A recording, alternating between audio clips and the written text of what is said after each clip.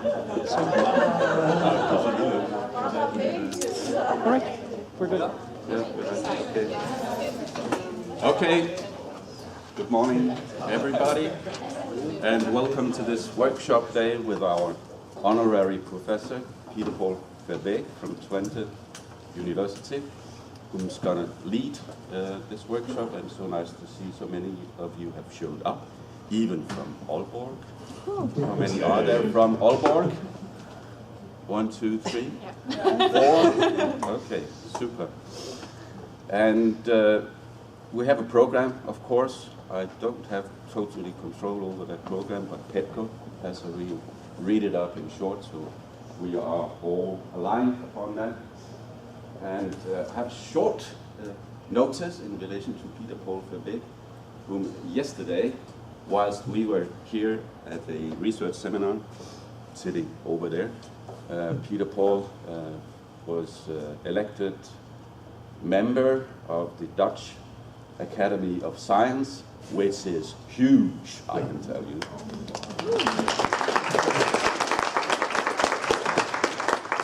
And in the notice was also mentioned Aalborg University, because affiliated to us. So we are proud as well.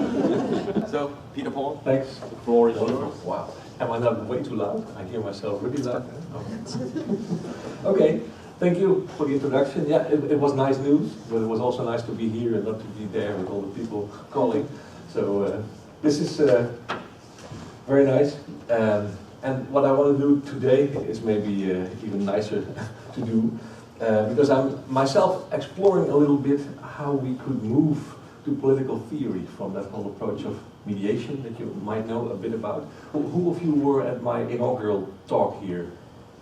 Not that many. Okay, so then maybe I also need to fresh up that a little bit, what that mediation approach entails. But at least what I want to do with you is to explore a bit how that approach to technology, which focuses on human-technology relations and how technologies help to shape how human beings live their lives, how we are related to the world around us, to each other, how that approach can have a relation to political theory, and especially to ideas about democracy and how to think about a democratic culture. I want to do that in a talk. I see that my title has disappeared from the first slide for some strange reason. Let me see if I can get it back. I think, yeah, that's it. Because that's kind of important. I want to speak about what you could call the reinvention of democracy in Europe. That might sound like big words, but let me tell you two things that happened over the past weeks that make me think about how to rethink the future of democracy, and also in terms of the future of Europe. I think maybe the most important thing to start with is the thing that happened, of course, that you've all seen with Facebook and the Cambridge Analytica thing. And so many people have said a lot about that. But I think the most interesting things that I heard about this were really focusing on the question of, would there be a democratic way, an alternative way to deal with our data? How does Facebook, in fact, somehow relate to the quality of our democracy? Because basically you can say there's two models in which we're dealing now with social media, and the two models actually come from the East and from the West. And from the West we have Mark Zuckerberg, a big company owning your data, actually one person owning your data and getting very, very rich, even though he's very, very young. And the whole idea is that actually we fill in our democratic ideas there with the idea that you just get the freedom to make your own success. And if you're a successful entrepreneur, you can build Facebook, and you can even sell people's data. That's one model. Of course, you might have heard about the Chinese model, which is slightly different, where actually your data on social media, but also on camera footage and IoT technologies are somehow analyzed and give you social credits. And the number of points that you have, determine what you can do, how free you can be in that society, where you can move to, whether you can leave the country or not, etc. So not one person having the money owning the data, but the state is owning the data. Could there be a European alternative? why is there no European social media? That was the question that actually was asked by Jan van Dijk, a professor at my own university who retired 2 weeks ago. He is still quite well known in the field of media sociology. He wrote that book, The Network Society, already in the early 90s, I think in 1991 or something, in which he already predicted the coming of social media, the Internet of Things. And he said basically there are 3 stages in the history of those media. First, we are networking people, we link people to each other, social media.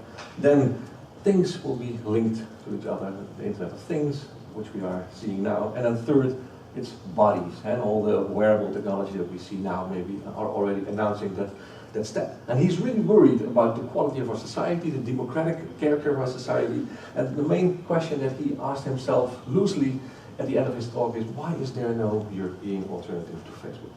But this is actually the question that I want to work with you on in the workshop after my talk. I'm going to ask you to design a European Facebook, build upon European ideas about democracy. And my talk will basically just be an attempt, a loose attempt to play with that idea of democracy and technology. How does technology, link to our democracy? Can there be such a thing as a democratization of technology? Is technology a threat to our democracy or not? What is that democracy? Is there a difference between the European and the American democracy? Should you speak actually about European democracy, or is it universal? That kind of questions. And I think it's also really important to give it a global sense. So I want to speak about geo scales. That's also partly because of the work that I'm doing at UNESCO in a commission with 18 members that tries to address the ethical questions around new technology. So we just wrote a report last year about the ethics of robotics, and now we're working on a report on the ethics of the Internet of Things.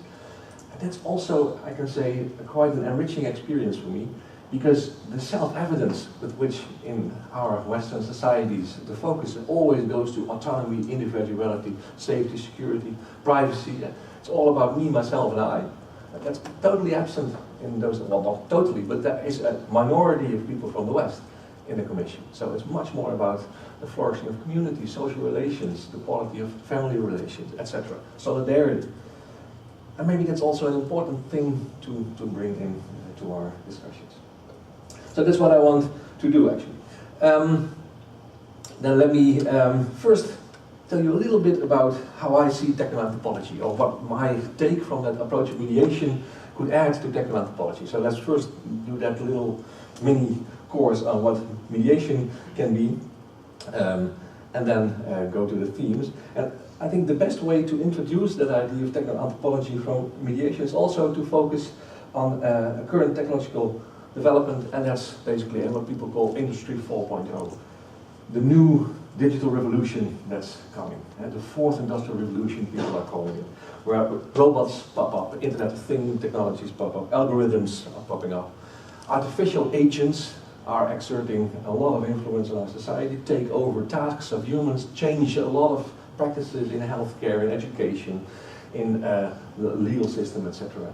And that actually brings a new interaction between humans and technologies. It challenges the relation between humans and technologies. So it's a techno-anthropological question, you could say, what that Industry 4.0 is doing. And it's always good, I think, then to go back to Industry 1.0 and to ask ourselves what answers we could give now, inspired by the answers that were given back then. So Karl Marx, in 1848, a long time ago, published with this Communist Manifesto, which was basically a very important reaction in the social sciences towards the first industrial revolution. Basically, this text is about the steam engine and the implications of the steam engine. Mass production popped up, factories were built, and that changed a lot in society. The transition from manual, human labor to working in a factory was huge, because the factories were big and they were expensive, so people need to loan money, to get a loan to be able to pay it. And so banks can only give you the credit if you have a lot of production in order to pay back that money. So the production needs to get up faster and faster and bigger. So the production speed changes, the work that people were doing changed from making a thing to doing this tiny little task behind the conveyor belt. And Karl Marx very interestingly already early on analyzed that it would change society totally. It would bring class divisions, new power relations, change the lives of individual people, and change societal structures. In those days, of course, there was a lot of resistance. There were the Luddites, you must have heard of them, who were actually trying to smash the machines. They wanted to blame the technologies for the social changes that were happening. That has not proven to be very effective, of course, and I think Karl Marx also somehow tried to analyze that. He could understand it, but he said, actually the problem is a structural problem. It's a change at an institutional macro level in our society that you cannot counter by hitting the machines. There's more that we need. We need even some kind of revolution, he said. The industrial kind of revolution needs a counterpart in a social kind of revolution. So, what do the robots bring now? And what would be Marx's alternative, Marx's answer in our time? If indeed the question is how we will deal with labor, with work in our society, and the machines might actually take over part of our work, how should we see then the relation between the robots or the algorithms, for that matter, and the humans? Just like people try to analyze the relation between the steam engine and the laborer, and try to move beyond just answering the question with destroying the machines, how can we do this? Should we consider it to be a struggle, an arm wrestling? Is it about who's going to win? And many people actually are very much afraid of that, especially also about changes in the labor market, in the job market, and where robots are thought to take over our jobs. Instantly, and that's the second thing that happened to me over the past weeks that I wanted to tell as an introduction, if you see the research that's being done at the moment to see what the real impact of robots is on the working floor, then it's quite different than what people somehow predicted early on. People thought that actually the lowly educated jobs, if you can speak about high and low at all, would be the first jobs to be taken over by the robots. So the idea was we would get a new class division, if you would say it in Marxist terms. And the division line is going to be between the people who can be replaced by the robots and people who cannot be replaced by the robots. But then actually, it turns out to be that's not the lower part that's somehow being removed or being replaced. It's the middle part. It's the administration people and do work that can be automized. It's people that pick up the phone to sell you a ticket for the theater that can be replaced by an algorithm, etc. So it's actually quite different. And I was in the supervision committee of a few scientists supervising research that was done just to see what's actually happening. And the interesting thing that we saw was indeed that a lot of jobs disappeared. That is true, but actually more jobs reappeared, different types of jobs. And the division line indeed then did not seem to be between people who could be replaced by a robot and people who could not be replaced, but it's between people who have the resilience and the flexibility to reinvent themselves all the time, and people who really want to stick to what they learned at school 30 years ago, and that's their job and that's what they want to do. Technology changes so fast that the kind of work that people do changes also really fast. The demands that we put on people doing the work changes a lot. New production machines pop up. They need maintenance, they need repair, they need to be somehow programmed. People need to learn to deal with that. Some of the people on the labor floor spend actually 1/4 of their time on education. There's also people who need to do that education. So it's a total change, but a different type of change. So could there be a way, maybe to replace the arm wrestling with a friendly touch? And that's then maybe the techno-anthropological question.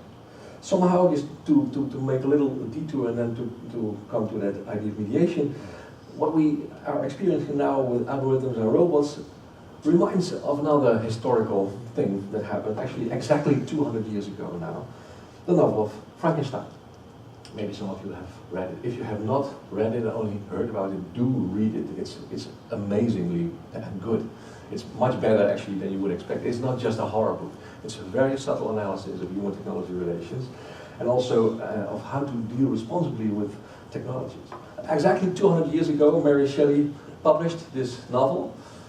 It has a very interesting history also. Maybe I shouldn't say too much about it, but just to give you the main lines.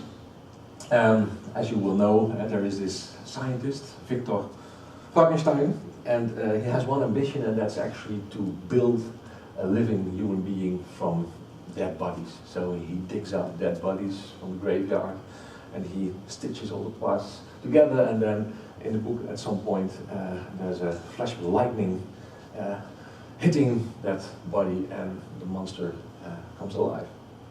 But then what happens, I think, is really interesting, and that's actually the lesson that we could learn for Techno-Anthropology, but also for dealing with technology in a political sense.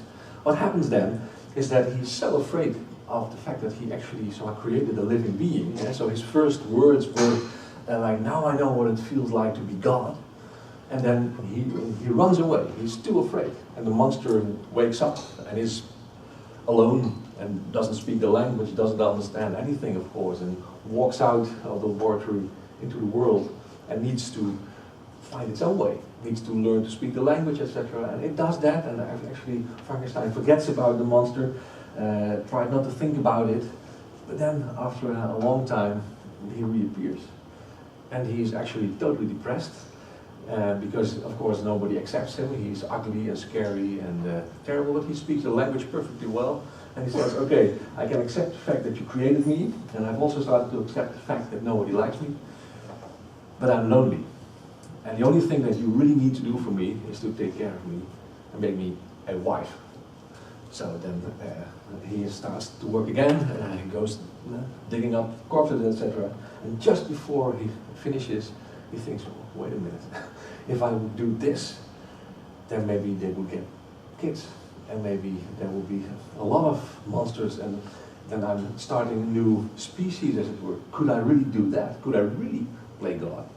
Of course, he does not that. And then the monster really gets angry, because then, of course, he sees that his maker doesn't want the best for him, doesn't want to take care of him. And then, well, then the horror story starts, and he starts to kill everybody around Frankenstein that he loves, because he doesn't think Frankenstein deserves love. Then it's going to be really scary. But the beautiful lesson, I think, of the book is that somehow it's an ethical lesson. It's about fear for technology and taking responsibility for technology, sometimes excluding each other. And so the real thing that you get from the novel is that there's one thing that Frankenstein did not do, and that's take responsibility for his creation. Even when he regretted it, or when he notices somehow that he did something very big with unforeseen implications, that exactly at that moment he would have needed to raise the monster, to integrate it, to learn it, to find its way, to take care of it, educate it. And he did not, of course. I think that fear that technology takes the place of humans, that we are actually making new humans, is of course a very deep techno-anthropological theme. What's the difference between humans and things, humans and machines? Can we make humans? Making things is what we do. That's technology. Making humans is different. It's a very old theme. Also in the Jewish tradition, you have the golem. Maybe you've heard stories about that. Just like God in the stories has someone created humans out of earth, clay, and he put some kind of air in it, and then they came alive. Humans could use the clay as well to make a living being. And in those stories, exactly the same ambiguities play a role. Can you take responsibility for that? We've always done that, and I think at the moment the fears are really that the robots somehow take over. So this picture, I think, is in the minds of many people, but it's also more scary, and the Frankenstein type of stories, and the whole discussion that we have at the moment about AI and robots in warfare, the killer robots, the real Frankensteins. Can we make technologies that themselves take responsibility for life and death? And if we bring technology to life, can we then accept the fact that they can take life? And of course many people say that we should never do that. Like the chemists have their agreements that they do not work on chemical weapons, and the physicists not on nuclear weapons. A lot of AI researchers now signed a petition to say we will not work on AI weapons, on killer robots. But still, it's a very complicated thing. It's a sign that somehow this boundary between humans and technologies is challenged in a new way. There are also people really enthusiastic about it. You must also have heard about the singularity people who believe that we are actually moving towards a situation where technologies will outdate us.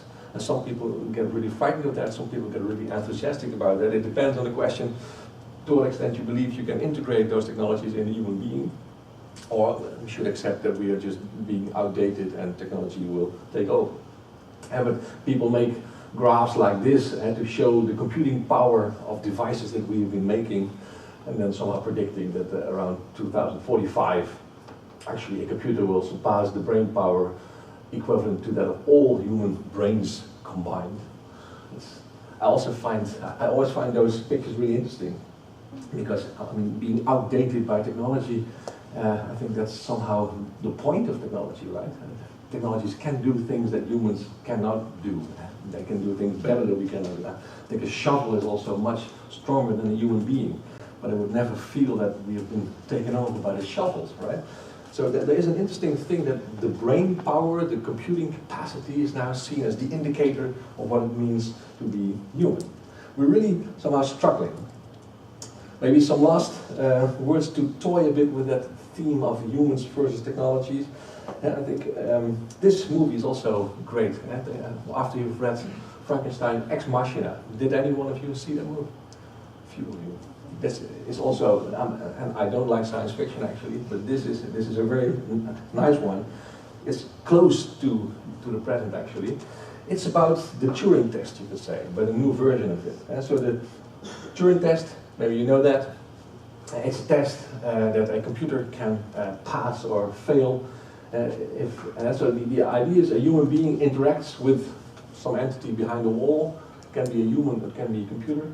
If you cannot say whether it's a computer or not, if it feels like a human, then the computer has passed the test. If a human being using the system cannot make a distinction anymore, then the computer has passed the Turing test. But this movie is about a Turing test 2.0, you can say. Because the thing is, the guy on the left is the owner of a huge social media software company, which is called Blue Book. And the whole world is being run through Blue Book. Your bank accounts, voting systems, advertisements, consumption, everything is organized through Blue Book. So his role is God.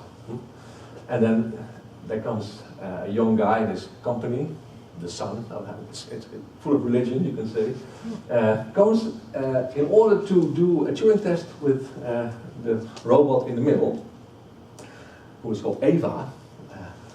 Not a coincidence also, I think. And the idea is that he has to interact with her for a week, but of course he sees that she is not a human, It's a machine, it's a robot with a very advanced AI, with a skin that feels human. But of course you can take off the skin and then you see that it's a machine. So the idea is an advanced version of the Turing test would mean interacting with a thing that's obviously not a human, and then asking yourself, after a week, can you still treat that thing as a thing? Or has it become a human with whom you interact? Well, of course, that's what happens. Of course, he falls in love with her. And then you get a lot of very Frankensteinish answers. I will not do a spoiler here. But you will see. You should actually see it. It's interesting. The other side of the coin is, of course, what you might know as the uncanny valley. Also toying with the differences between humans and technologies. So the funny thing is that people working in robotics are actually trying to avoid that the robots look too much like humans.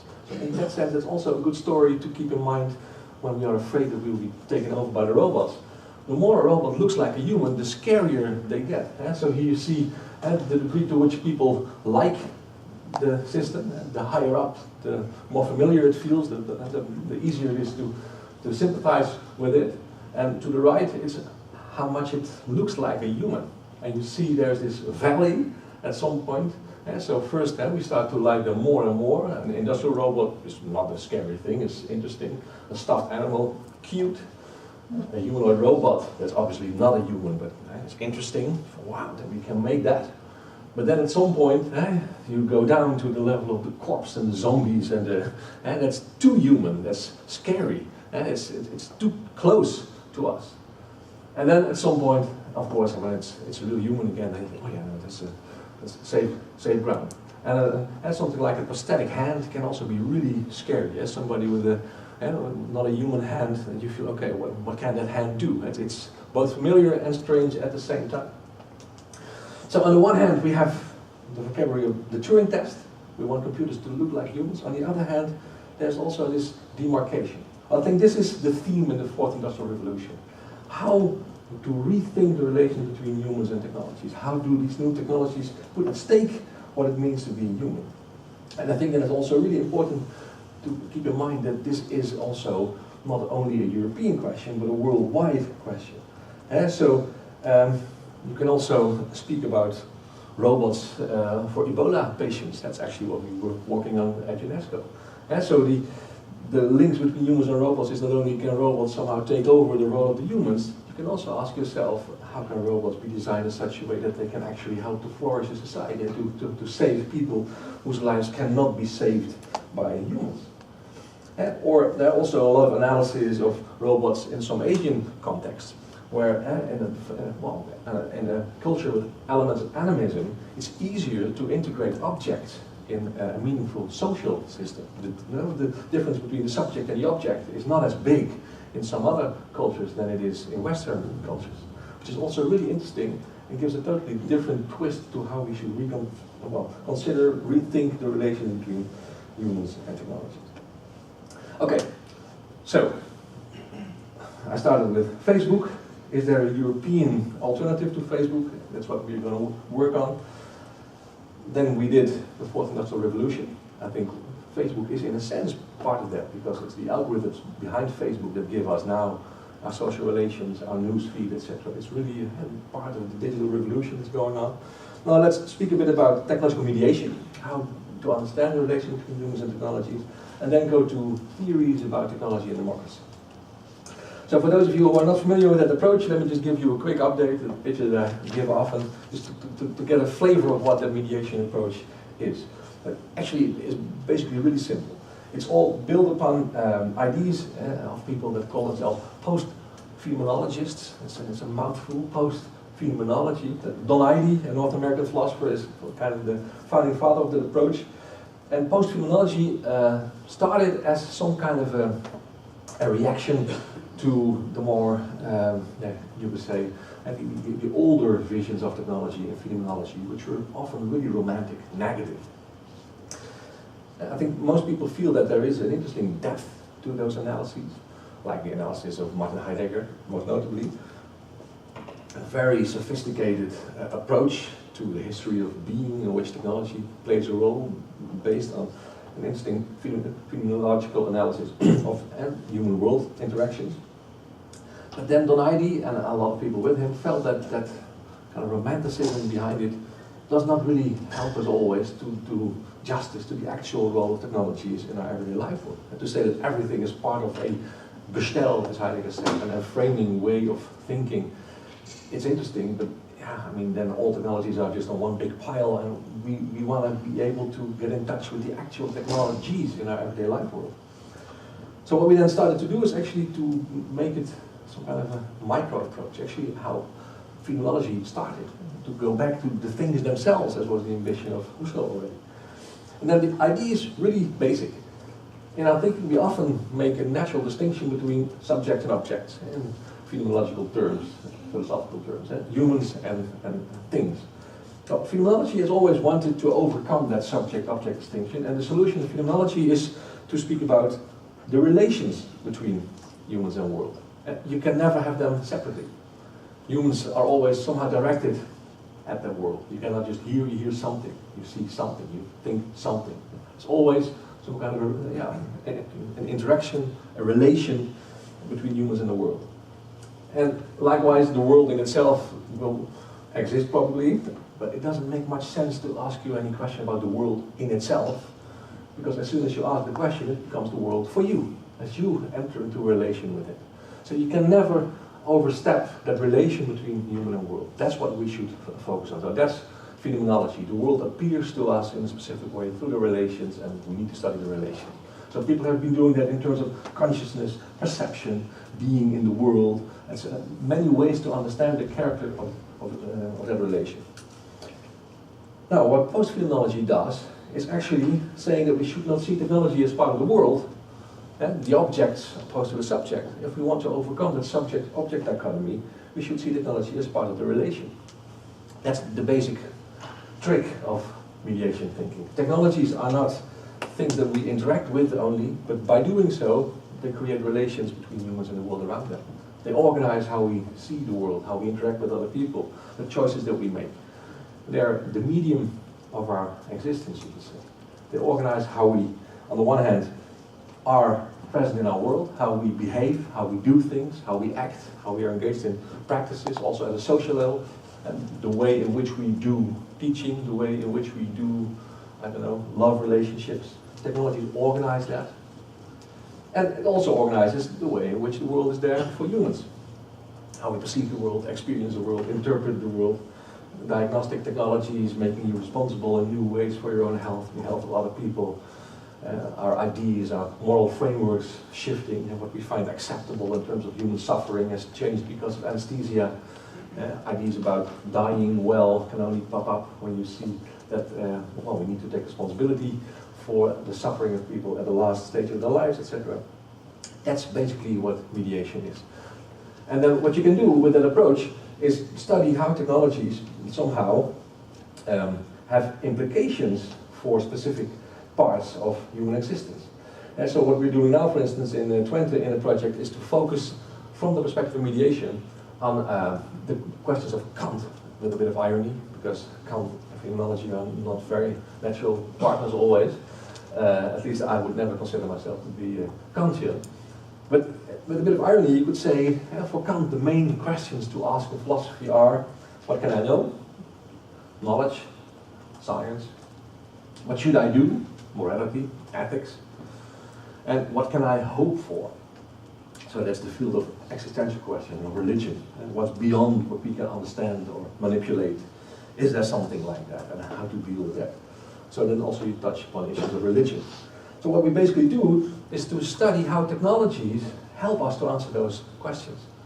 Mediation is an interesting thing to study, how technologies have all kinds of relations with humans and how they organize human-world relations. But the most interesting thing is, what does it then imply for how we live our lives, how we, for instance, do science, do ethics, and do religion. If you study nowadays how a psychologist explains the behavior of a teenager, for instance, you get typically a story out about the functioning of the cortex. The cortex is an indication, well, it's the place, according to the theory, where part of our consciousness is housed. And the activity of the cortex can be made visible with fMRI imaging. And if you ask yourself why teenagers cannot always take responsibility for their behavior and make wise decisions, people now point to, and you see this is functioning differently than with an adult. So somewhere there's a malfunctioning, and that's why teenagers cannot take responsibility for their behavior. fMRI mediates how a psychologist understands the behavior of a teenager through the brain. Apparently the brain is seen as responsible for the behavior, and then the brain is made visible through fMRI. But like 50 years ago, we wouldn't have had fMRI to tell it. We could never tell that story. You would have EEGs maybe, you get a lot of electrical activity in the brain, but never so localized. So you would have different explanations. Freud had also a different material setup with a sofa and a chair behind it. And he would ask questions to the patient or the person on the sofa, and the setup was in such a way that the person could not see him, so that the flow of thoughts could run freely. And then Freud could explain also why teenagers cannot take responsibility. They need to separate themselves from their parents, especially from their mother, who's so intrusive and who shaped their own personality. They can never live independently if they would not separate themselves from their mother, and that goes with violence. It's not always being nice and making a responsible decision. That's just somehow negative and irresponsible. That's the whole point. Learning what responsibility is by not doing it. It's also a story about the same question with different material configuration. Technologies organize how we do science.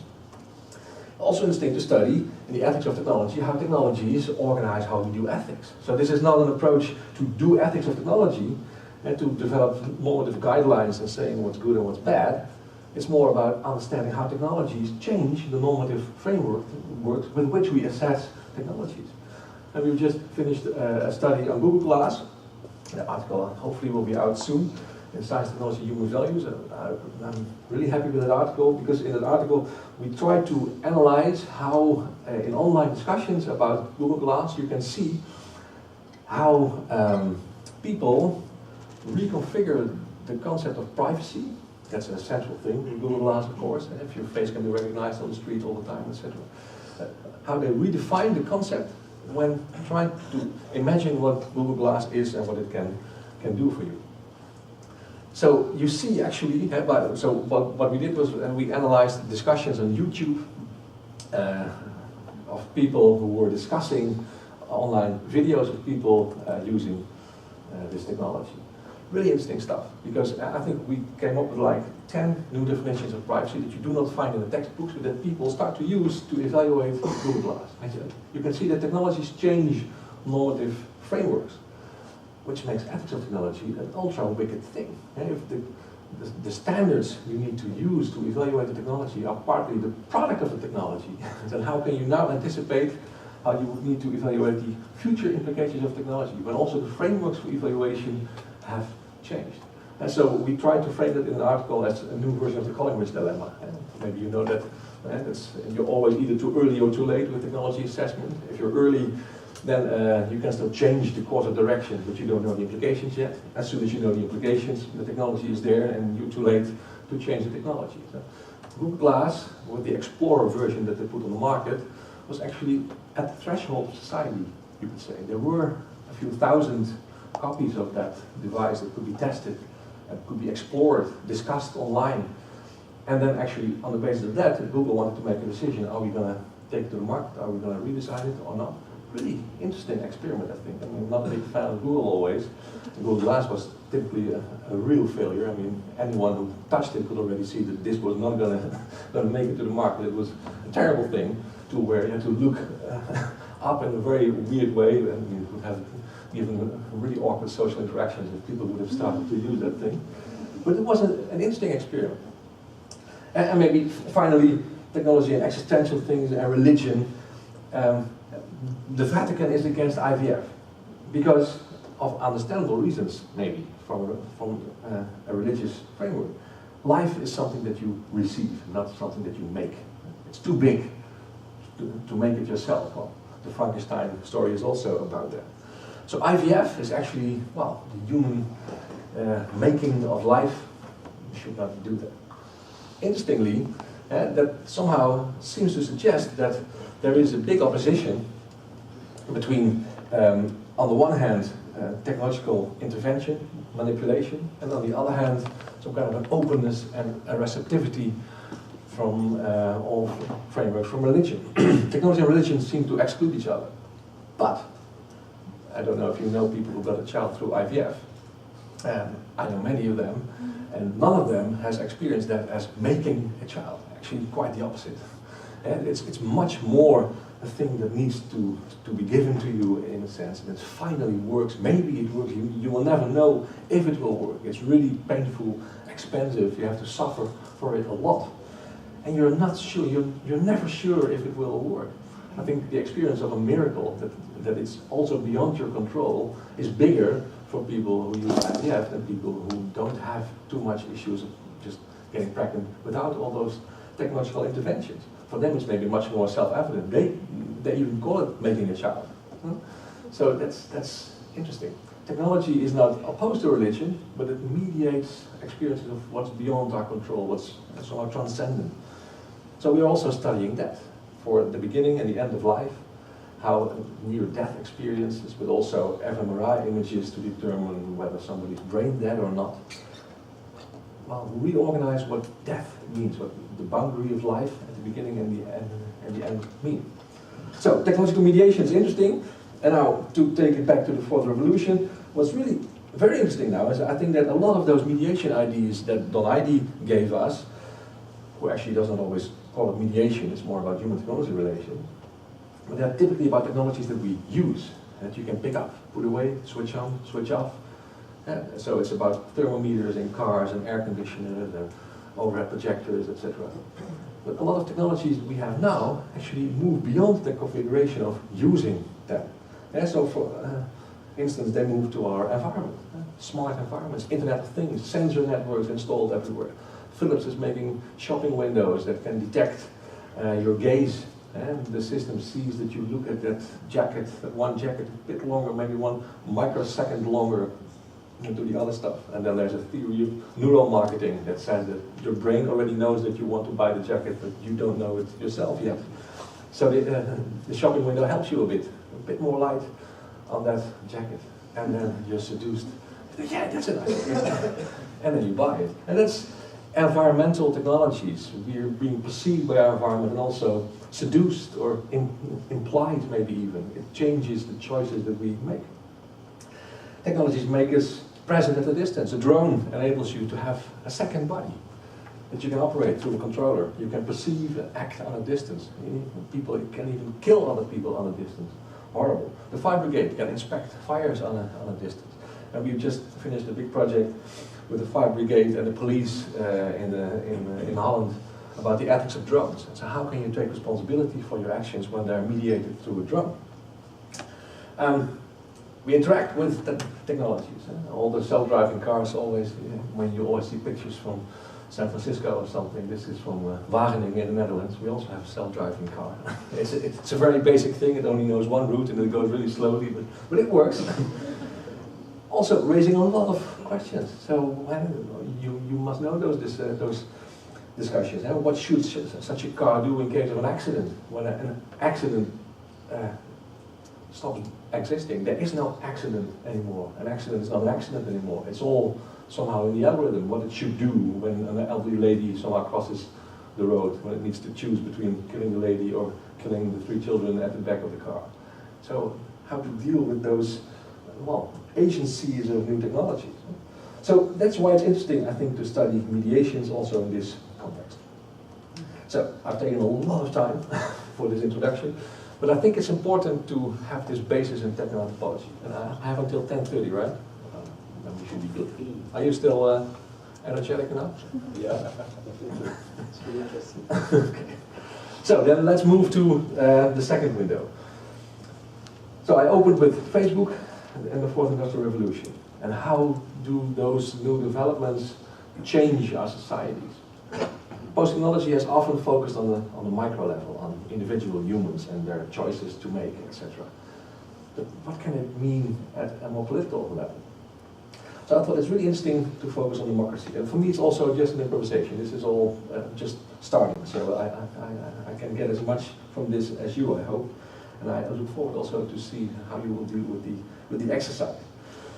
So maybe there are 3 lines then to explore in technology and democracy, focusing on all kinds of revolutions. If we want to think about what democracy could mean, and even what a European model for democracy could mean, how it could be different, if so, from the Chinese and from the American model, it's maybe good to go back to its origins, the French Revolution. Jan van Dijk, the guy who I mentioned, who gave his farewell lecture in Twente, actually gave some kind of a hint when he was speaking about how we could build a European model for Facebook, saying, well, what could the central values of the French Revolution mean then? So let's explore that a little bit. I will do that, and I will discuss then a few political theories of technology in relation to what our democracy could be. And then let's move to the Industrial Revolution very quickly. I already did it a bit actually. And then towards the Fourth Revolution. What could the ideas of the French Revolution mean in a technologically mediated world? Well, the key values are actually quite basic. I think you've all heard them a lot of times in your life. Freedom, equality, and fraternity, as they used to call solidarity when women did not matter in society yet. So let's call it solidarity rather than fraternity.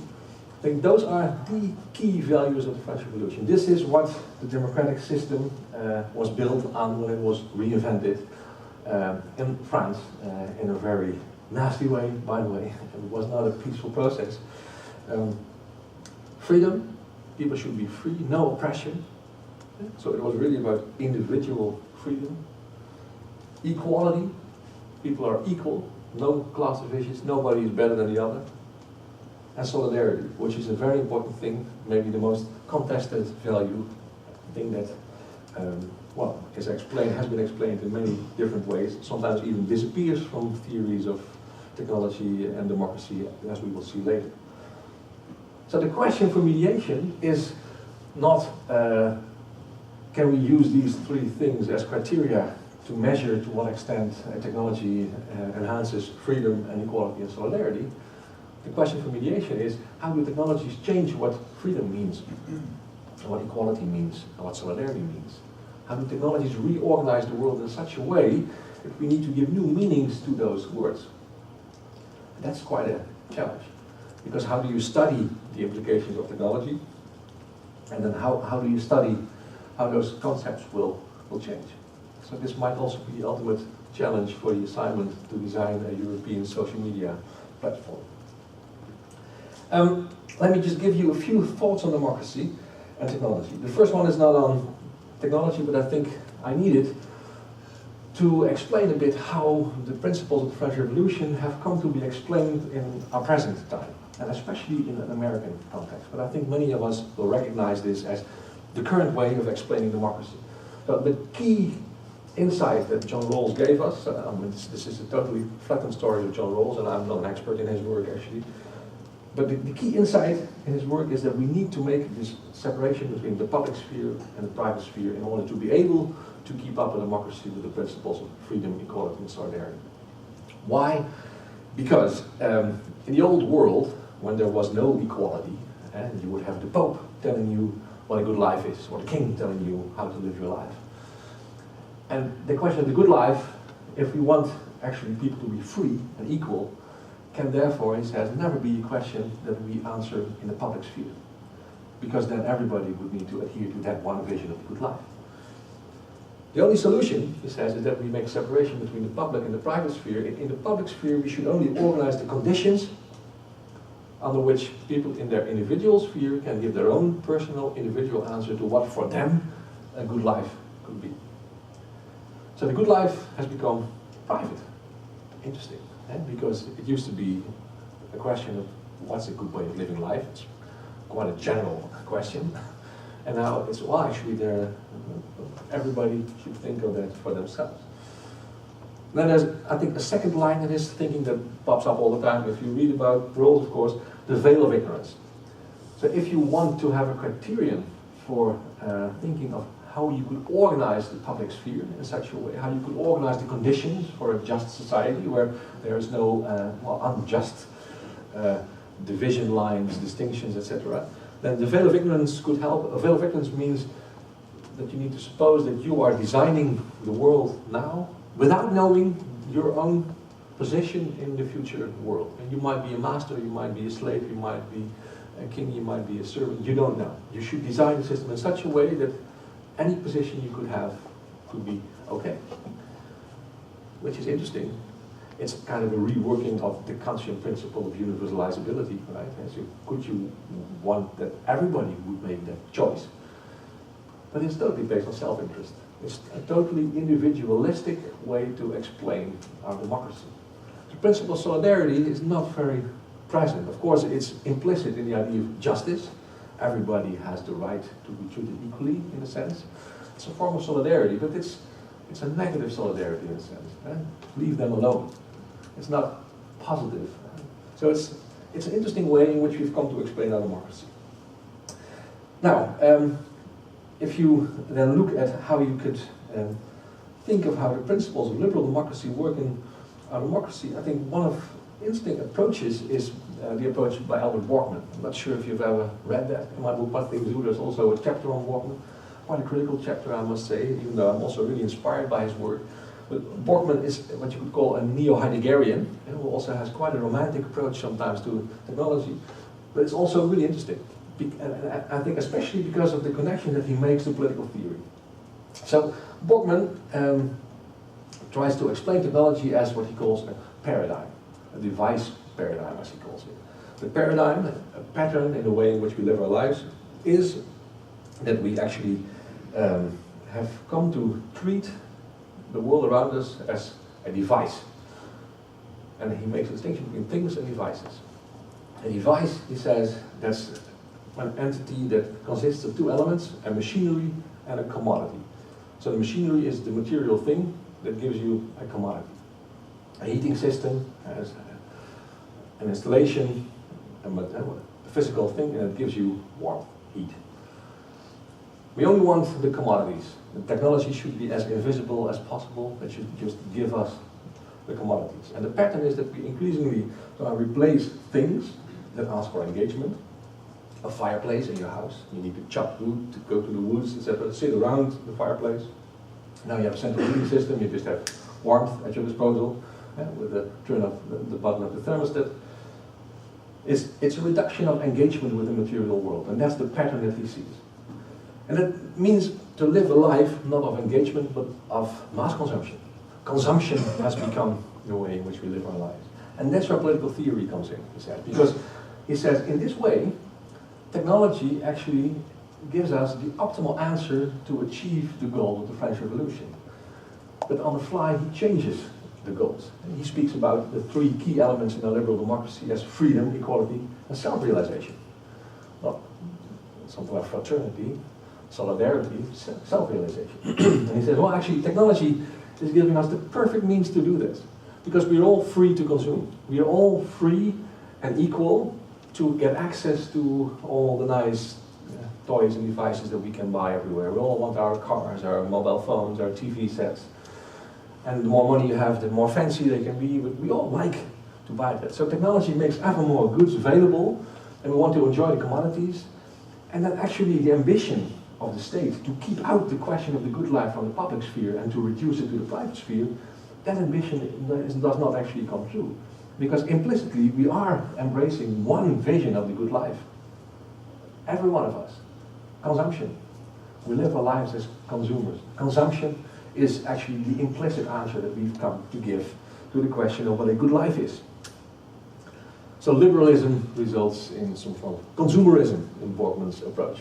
It's kind of a negative approach in the sense that he tries to give some kind of antidote by making a plea for focal practices, engaging practices like running and cooking, etc., where you really engage with your surroundings or with the food, with the equipment, etc. But it's all very spiritual in a sense. It's not social. It's not about social structures. But still, it is really interesting to see that that idea of what a good life is might not be totally gone. It might actually be some kind of a modernist fiction that we can keep it out of the public sphere. What's more, I think all the fears that we now have about the robots taking over, and also that's also the reason that I find it important to tell you about the Frankenstein story and the Ex Machina movie, etc. It's because they touch on our ideas of what a good life is. It's about what it means to be human, how we want to deal with human beings in our society, how we want to have some kind of respect for other people. That's a big question, a big story. It touches upon very fundamental, deep values. So technologies quite often address the question of what a good life is quite deeply. We cannot keep it out. And maybe the problem of a liberal democracy is that we forcefully keep it away, and therefore we are not able anymore to ask the question that we really think important. In Parliament, I don't know how it's here in Denmark, in Holland, the only parties that sometimes raise fundamental ethical questions are the conservative Christian parties, with a very conservative and also predictable statement to which nobody listens anymore. They get their speaking time, everybody checks their cell phones, and when it's over, and they will never win a vote, but they have said their thing, which is a real pity. I do not always sympathize with their statements, but if there's no room for a debate about what a good way of living life is, then what is politics still about? Okay, so that's the liberal democracy and how to deal with that. Let's take one other point of view. I'm just going to give you a small kaleidoscope of ideas about democracy in relation to technology. John Dewey, a very big inspiration for me at the moment, and I think this is maybe also a perfect match with post-phenomenology and mediation theory. Very often actually people say that post-phenomenology is a blend between phenomenology and pragmatism, and John Dewey is one of the big founding people of the pragmatist approach, of course, in the United States. And about 100 years ago, he was already raising that question of can we still have a good functioning democracy, a well-functioning democracy. I think in the US it's quite a topical question, but also here in Europe, also in Denmark, in the Netherlands also, you see trust in democracy fading away. The rise of populism and resistance against the elite. People who try to take responsibility for the country are seen as an elite. People feel alienated from that. They think they only serve their own interests. They don't speak on behalf of the people. Well, this is the foundation of what a democracy is. So I think the rise of populism and the issues we see in our society are a really big issue. An issue that John Dewey saw 100 years ago when he saw fascism coming up, right? And his answer was to go back to the tiny little micro level of how we do politics. That's the pragmatist solution. How do we do things? That's not what is a fact, but how do we do facts? How do we make facts? How do we deal with facts? How do we do democracy? And he says, well, instantly, you should then not think about state and the law, but you should think about people who have issues, things that matter for them. And politics is about how people come together to discuss those issues and to make sure that the issues are addressed at a societal level. So it's the public and the problems, the issues that pop up, and how people deal with them. In academic theory, actually, a lot of interesting work has been done by Noortje Mares, of course, highly inspired by Latour and also supervised by Latour. It was her PhD thesis a long time ago, which was about the public and its issues. Now I think it was called No Issue, No Public or something. And so it was about how technologies and sciences raise issues, construct issues, put something at stake around which a public gathers. And I think from philosophy of technology, you could add to that technology is actually organized what's at stake, what the issues are. And we have all the discussions now about fake news, algorithms, the news feed of Facebook or your iPhone gives you a news feed. There's an algorithm behind that somehow selects your news. What are the issues for you is, well, mediated by technologies. And how you come together to discuss those issues, to put them on the agenda of politics, is also happening a lot in the digital sphere. The social media also become political media and organize people. So the issues and the public are actually the micro mechanics of democracy. They are changing, they're reorganized in the democratic sphere. Smart city technologies, actually, we're doing now a project on smart cities in our design lab in Twente. I'm trying to work a lot with Do We Dare? So how do all those sensor networks help us to understand the issues? How do they understand us to read the city, to read the behavior of people, to read the problems or what's at stake for people in the city? And can there be forms of citizen participation and activism inspired by or fed by IoT technologies in cities to give some kind of a feeling of grassroots democracy, to not let the people in charge define the issues, but organize a new way of contact between the people and the power. So, that's the micro level of politics do. And of course, we move to power. So let me say a few words about that. There's a few other approaches. You must have heard of Langdon Winner in the problem, probably. Also, I think an interesting, it's also, I think, a very good entry into the discussion of technology and politics. He was also the first one, I think, to really address it very explicitly, already very early on. Do artifacts have politics? I think in that text about the politics of machines, you could say, there are three key things. Now that I say the politics of the machines, there will be a conference here in May about the politics of the machines. Morten Sundergaard is organizing that. I'll also give a talk there. You might find it really interesting if you find this interesting. But I think it's a 2 or 3 day conference. Really nice. Here in Copenhagen. So, 3 lines about the politics of the machines for Langdon Winner. Inclusion and exclusion, and the famous example of the lowly built overpasses. You all know that example probably. So technologies can include and exclude people. They organize new division lines in society. So you can say those overpasses are racist overpasses. You can use words in politics, in society, to describe things. Words from the human sphere we can use to describe the material sphere. But he also speaks about, for instance, things like centralization. In the same text, there's a beautiful analysis of the introduction of a tomato harvesting machine with a lot of implications. A bit like the first industrial revolution, those machines are expensive. So as an individual farmer, you can never afford to buy such a thing. But yeah, if other people start to use it, they can harvest so much and so fast that the price goes down, and you have to produce more actually to secure your income. So there is no escape. You have to follow that technological path. You have to buy such a thing. So you need to cooperate. And at some point the cooperation becomes so tense that it becomes one big company with a CEO, etc. So within a few years, the whole system of production of tomatoes changed from small local farmers who made really good, nice, tasty tomatoes to big factories who actually started to produce really bad tomatoes because the quality of the tomatoes needed to be adjusted to the capacities of the machine. And so they're kind of rough. So a nice, soft, tasty tomato cannot be handled by the machines. They will be squeezed, so they need to be harvested early. There needs to be a lot of water in it so you get those hard balls that cannot be squeezed by the machines. Their taste is actually much worse. So the tomato harvesting machine changed a lot in the production process. Kind of a Marxist analysis, you could say. And also he analyzes the theme of hierarchy.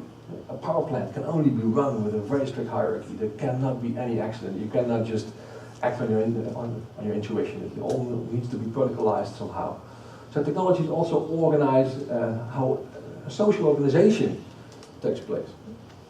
So democracy for him is actually then totally about power and resistance. Technology embodies power relations. It can change the world along lines of inclusion, exclusion, centralization, hierarchy. Technology has power. It embodies human power.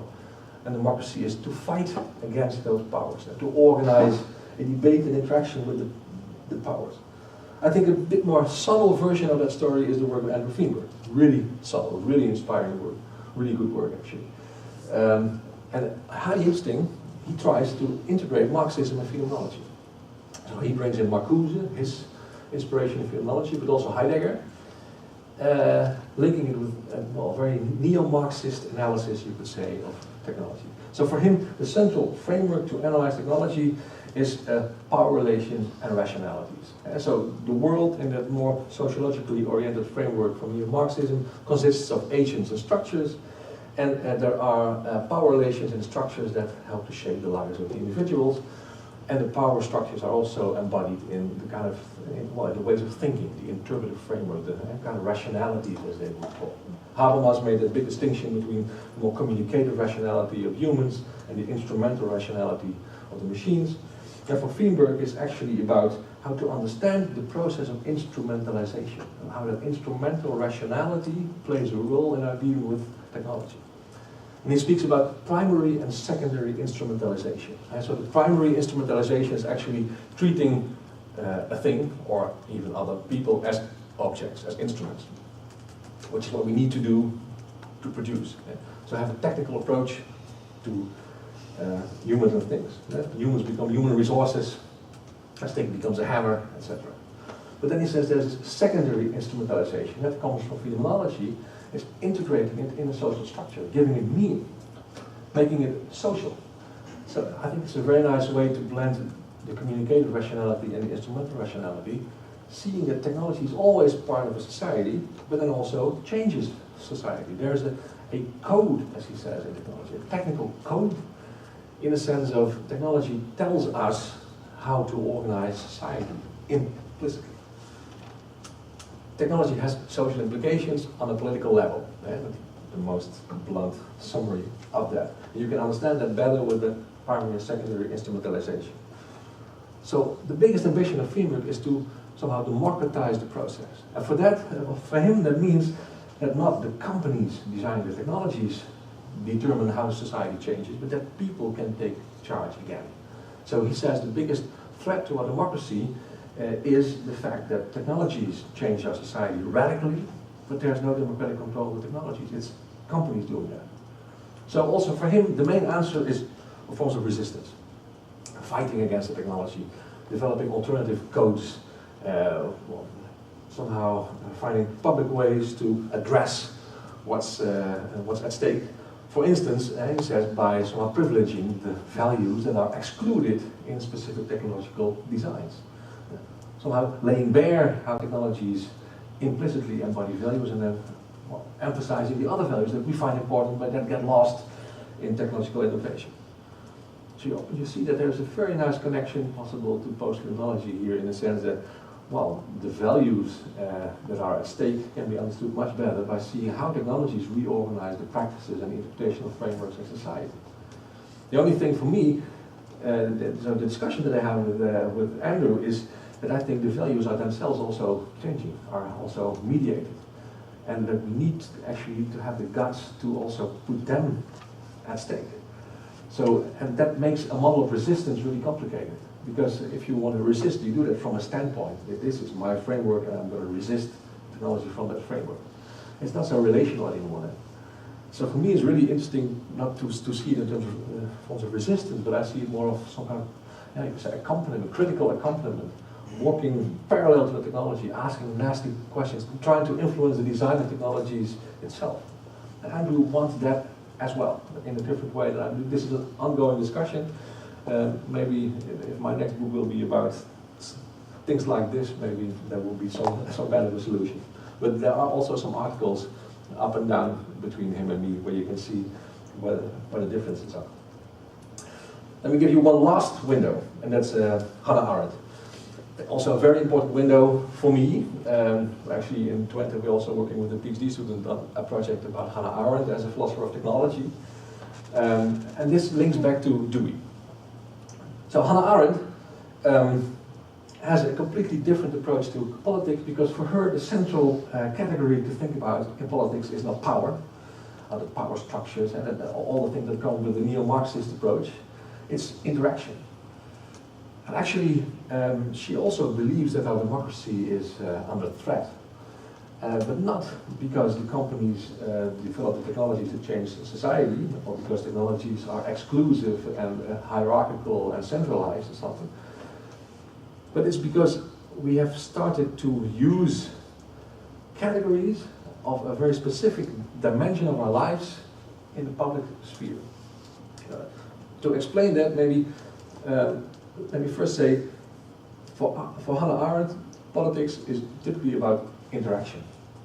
That sounds like vague, but her model is the Greek city, the marketplace, where people, men in those days, would discuss the good life, what a good way of living life is, would reveal their visions of a good life, share that, and try together to take responsibility for how to organize that city. In that interaction, sharing, exchanging ideas, developing a common understanding, and from the sensus communis, as she would call it, the common sense you would say, but it's not the common sense, anybody can see that, but also the sense for what is common, the sense for what you share. So try to be a unity, but also to be different. That's her model of politics. And to understand it, I think it's important to see how she sees human existence. For Techno-Anthropology, what's the anthropos for Hannah Arendt? Well, she says, typically humans have what she calls the vita activa and the vita contemplativa. There's an active life and a contemplative life. So the contemplative life, I want to speak, it's about thinking and judging, etc. The active life, she said, there are three basic categories of what we do. And she calls them labor, work, and action. Labor has to do with our physical bodies. And so we have to eat, we have to clean our houses. It's cyclical. You eat and you have to pee again. And that goes on and on. As an organism, you live your life. We're an animal. We also work. Work means making things, building an environment. We build houses, we build objects, we write books, we compose music. And that lasts when we're dead. We make a world. And the world is bigger and more durable than we are. That's the second dimension of human life. That's where technology comes in, making an environment. And then the third, she said, we act. And action is interaction. It's a political dimension. We meet other people. We reveal who we are, and we learn to know who they are, every person being a unique individual, sharing ideas. telling the story about each other's lives. And so it's inspired by existential philosophy in those days. So Hannah Arendt says that in politics, we have actually stopped organizing it as the marketplace where we can exchange ideas about what a good life is. Rawls shows that. What we do is we discuss the things that belong to animal laborants. We discuss housing, we discuss the equal distribution of income, so that everybody can have food. Not that it's not important, she said. It's really important that everybody has enough food and has a place to live, etc. But that's only a condition for doing what humans can do. Act, to interact, to be together somehow. So she believes that the economic focus, it's about the economy, the oikos, the home, the private sphere, and not the public sphere. So in the public sphere, the only thing that we can do is to organize how we can have a private sphere. And we give up the public sphere in a sense. That's actually maybe also the lesson that we start to learn. Borkman tries to say, well, actually maybe implicitly we do answer the question of what a good life is, but then still we do not discuss it. Well, maybe he tries to put it on the agenda, and maybe his version is not the only version of that story, that there might be other questions or other answers to the question of the good life. But still, this is interesting. And then it also becomes interesting to ask ourselves whether Hannah Arendt may be too strict in her distinction between the work, for instance, of Homo Faber and the action of Zoon Politica. So work and action, and the making human and the interacting human, are totally separated. But implicitly in her work you can already also find hints for how technologies, the material world, organizes action. How the walls around the palace somehow shape inside and outside. How a table at which people sit separates people but also relates people to each other and organizes interaction between people. So action is not taking place in a vacuum, it's also mediated, in my words. And bringing that into Hannah Arendt could be a very interesting link to Dewey, where the issues and the public are somehow part of interactions. Action is what brings people together around an issue, and technologies are somehow involved in a new way in there. And that's why fake news, I think, is such a big topic. It hurts our action. Okay, so there was a whole kaleidoscope, from Arendt and Feenberg and Winner and Borkman to Dewey and Rawls. Now let's quickly take it back to the first and the fourth revolution, really quickly, I mean that's 10 minutes I think. So, to go back, the first revolution, a lot of implications, Marx addressed them very interestingly. In fact, the principles of the French Revolution played a very big role implicitly and also explicitly. I learned yesterday, I'm totally not an expert in Marx, in the Marxist analysis. And where you could see that actually the basic ideas about freedom, equality and solidarity play a fundamental role in his ideas about oppression, class distinction and exploitation. The exploitation of the laboring class, that's actually his main theme, his main worry, his engagement. Interesting observation is also that his idea of the infrastructure, the means of production, shaping the superstructure, the cultural, social line, is actually similar to ideas about mediation. Technologies organize culture. There's no strict distinction between technology and society. The steam engine creates a class struggle.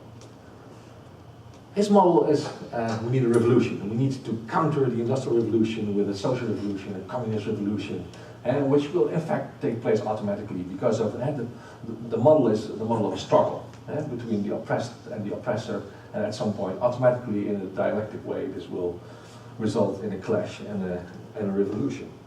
But that story didn't come true, because actually technologies changed much more than the class struggle. It shaped the middle class. It gave us the answers to what a good way of living life is. It's not that bad at all if we can all consume it. Borkman comes in here, and I think that's what settled the deal. So it went differently. So maybe revolution could have a counterpart in what you could call remediation, changing the mediations somehow, understanding the way in which the superstructure, the substructure influences the suprastructure. So what could then that Marxism if you want that at all. I mean, you don't need to be communist. But that more political answer to the fourth industrial revolution be. The fourth revolution, the digital revolution, Industry 4.0. Well, some improvisations for you to chew on in the assignment. What can freedom be in the fourth industrial revolution? I think if you take the American model and the Chinese model, then the American model, maybe the Western model in general, because in the Netherlands, in Denmark, probably it's quite the same discussion. Freedom is explained in terms of privacy, which is even defined explicitly as the right to be left alone. It's me, myself, and I. The most important thing that's at stake is our freedom. Technologies afflict our privacy. I don't want to say that it's not important, but it's interesting to see that this is our biggest concern. A lot of legislation, well, the new EU regulations, they're all about privacy. It's important because it's, of course, also about power relations, about what can people do with data they have about you, etc. It's also about oppression. But it's interesting that this is the main model. The Chinese model actually is much more thinking in terms of how to let a society flourish optimally. You organize it from a central place, you steer the subject, you control the subject, you have the credit points and the sesame system. So the main worry is not privacy, the main worry is how to let China grow and be big and flourish optimally.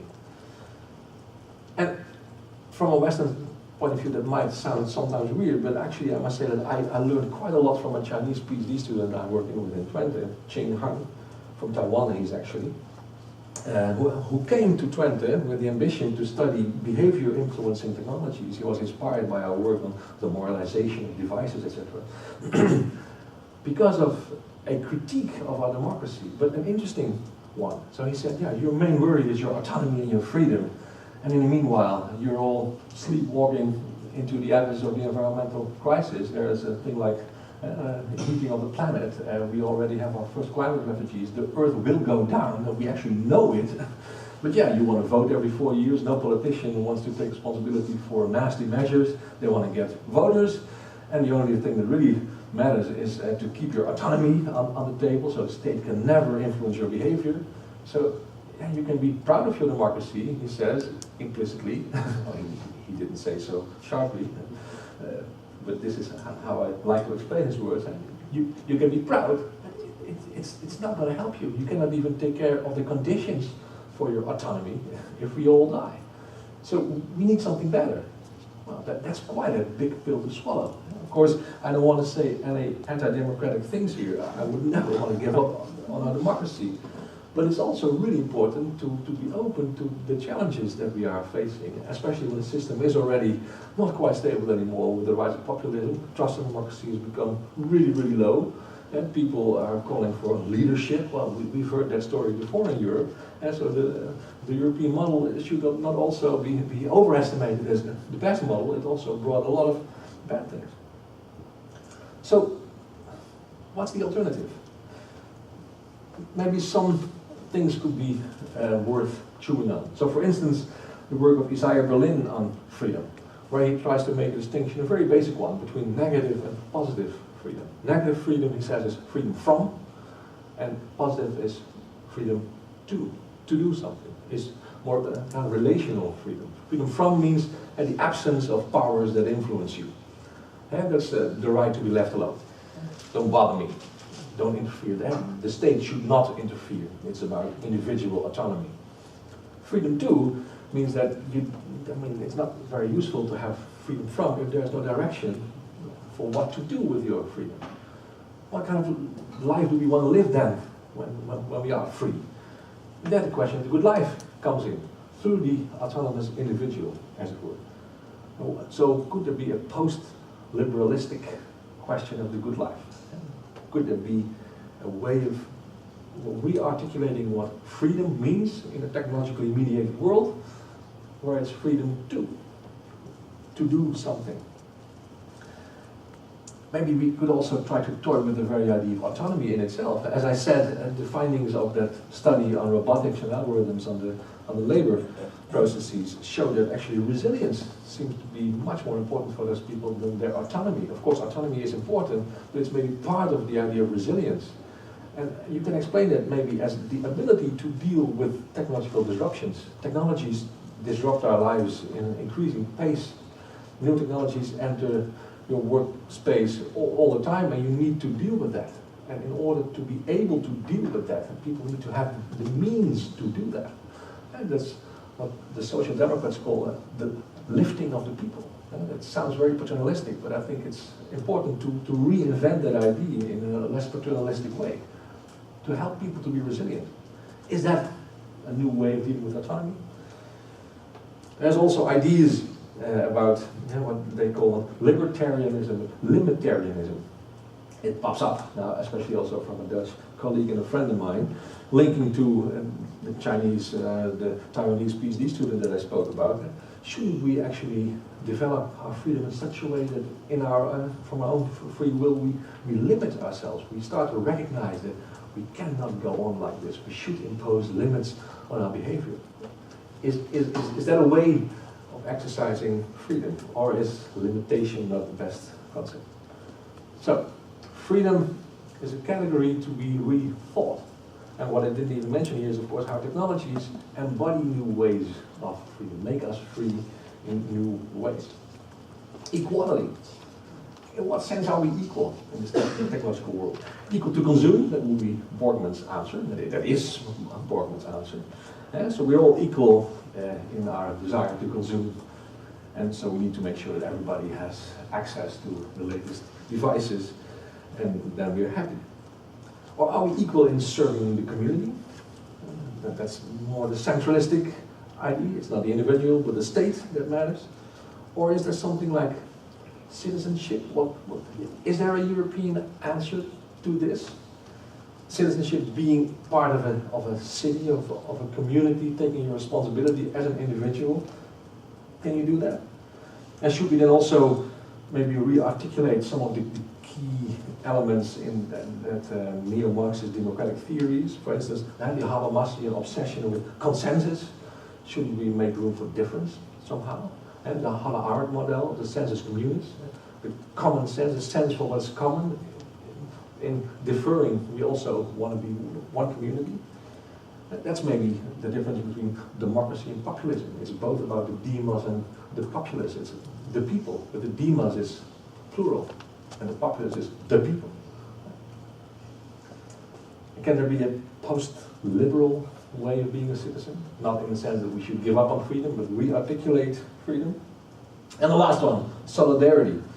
So if the state should organize solidarity, if a democratic system should organize solidarity, is it enabling people to consume? Is it enabling people to serve the collective, or what?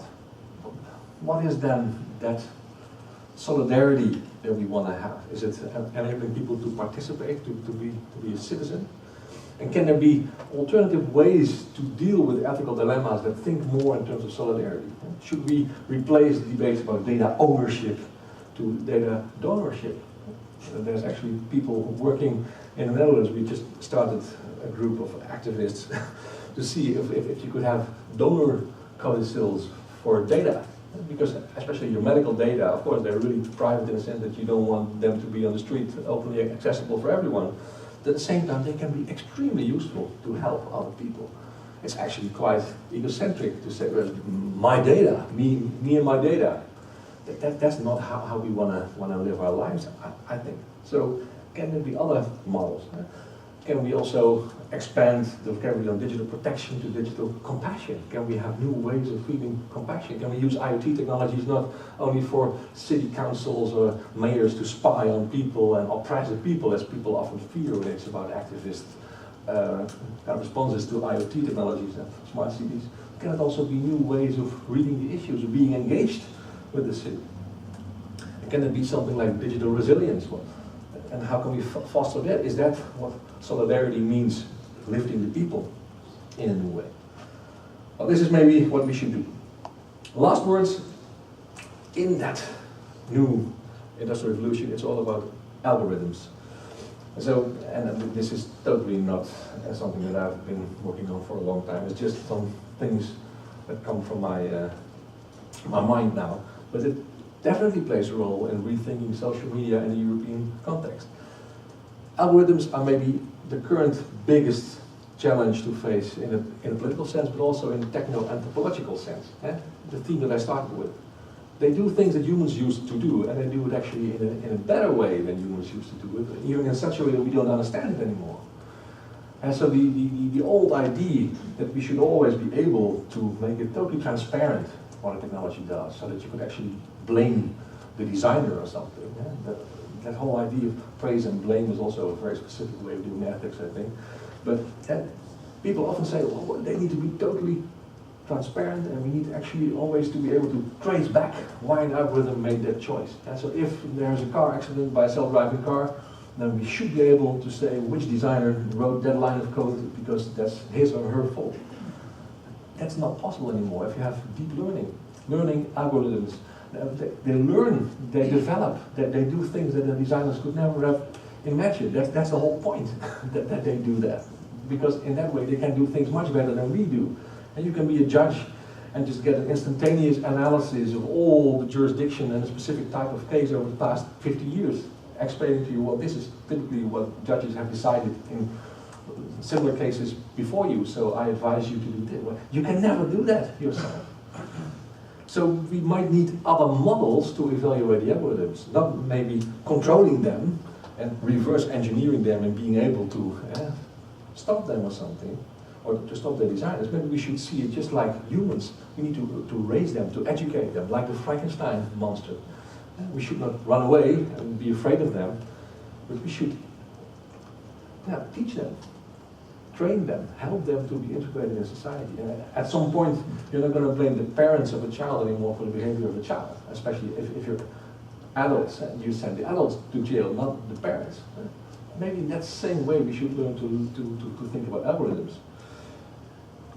In that sense, I find it really interesting that the European Parliament has accepted the idea of personhood for a device, which is, I think, a very important step in that direction. Not to say, oh, it's really nice that we can now treat machines like humans. That's not the point. But the point is we need the categories that we have always used for humans to be able to deal with an algorithm. So then how to deal with the values? Should we have pre-given values, freedom, solidarity, equality, apply them to, and then see how the mediations work and then evaluate the mediation with the values? No, because the values themselves are mediated too. So that's where the Columbus dilemma pops up. And should we have something like experimental politics maybe, where we try to explain and to explore how technological interventions actually start to change the key values of our democracy, in order to discuss to what extent we do want that. So, a lot of questions. And that brings us back to where we started. Is there a European way? Is there? Maybe that's the first question, because I also don't want to make it bigger. I don't want to force a frame on you that it's a fight between the US and China and Europe. That's the last thing I want to do. But there are accents, and there are also obvious downsides to the Chinese and the American model. The French Revolution was a European invention. What could be a European alternative to the American and the Chinese model of social media? How can ideas about democracy that I tried to give you play a role in those social media? How do they play a role in what issues are on the table, and how people come together as a public to address the issues? What power structures, power relations are implicit there? What forms of resistance do they make possible? How do they deal with data? Is it about data ownership, data donorship? Is it private, public? How do the algorithms work? Can we supervise the algorithm? Should we do that? Should a company run the platform? Or should a state run the platform? Or should the state control how a company runs the platform? You name it. So the idea is that after a cup of coffee, you work in groups, I think, on this. It's a very open assignment, but see it as a design assignment. And in the assignment, I would like you to explore, just as a method, to do it, the two elements of techno-anthropology. So the techno line is try to anticipate mediating roles of that social media platform in society, in the way in which love relations work, friendship works. in which activism can work, in which people get the new, what will the platform do? How will it mediate human-world relations? And then, from the anthropology side, from the society side, ideas about democracy. For instance, the values of the French Revolution, or ideas about what democracy is. Should it be about resistance? Should it be about power relations? Should it be about issue formation, public formation? Those ideas. Try to think about that, and then try to bring the two together. Could you use the values in democracy to design a social media network? Or on the other hand, could you see how your intervention that you make with the network changes ideas about democracy? And in doing those two things, one after the other, I think, and you could have 3 steps. Maybe first do the technology, then do the ideas about democracy, or the other way around, doesn't really matter. Bring them together in the first idea of what such a platform could look like. Maybe you're going to start a company. Okay, I guess that was it. Thanks.